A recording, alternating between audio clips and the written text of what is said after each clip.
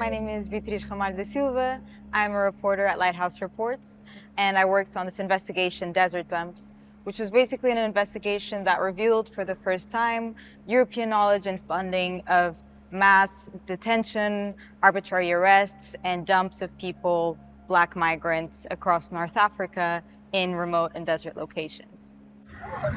Desert dumps was actually a term that we coined during this investigation. It refers to the process of people being picked up on the streets. This can be in broad daylight, at nighttime, and then being put on these buses and driven to remote and desert locations and dumped there. This was not really something that was known. It was known by a few people, and desert dumps now becomes the name that both policymakers and activists use to describe these operations. This investigation began a little bit as a follow-up of our previous reporting in Morocco. So when we were doing work there, we had heard from people that they were being kind of profiled, that they were being picked up on the streets, that they were being put on these buses and driven to these remote locations. Later on, we started hearing that it was also happening in Mauritania and in Tunisia. And at this point, we wanted to understand how and why it was happening, because the scale of these operations were massive. So naturally, they entailed a lot of funding, a lot of coordination, and we wanted to understand the extent to which there was European awareness and European funding and involvement. And obviously, we were able to discover that there were all three, really. We ended up being able to speak to over 50 survivors of these dumps. So in Morocco, Mauritania, and Tunisia, it was often quite hard to get people to speak because understandably they are scared.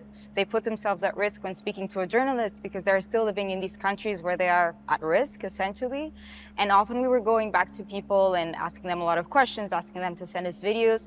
And just, I think a key thing that this investigation shows is just how European Union has enabled a system of basically mass racial profiling.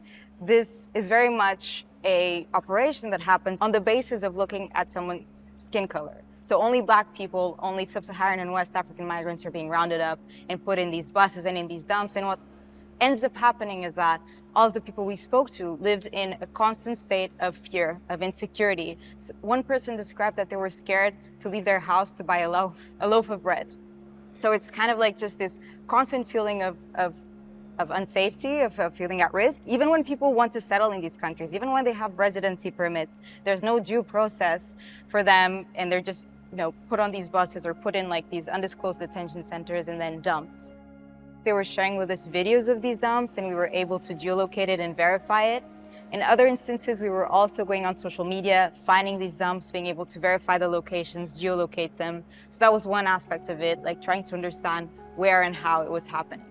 Elsewhere, we were trying to understand how the EU was involved. So first off, we put a couple of freedom of information requests, which revealed that basically the EU had been already discussing and was aware that these human rights violations were happening. We were able to speak to confidential sources at the EU level that were aware that this was happening as far as 2019. And beyond that, we were able to realize that there was funding and equipment and intelligence involved on the part of the EU.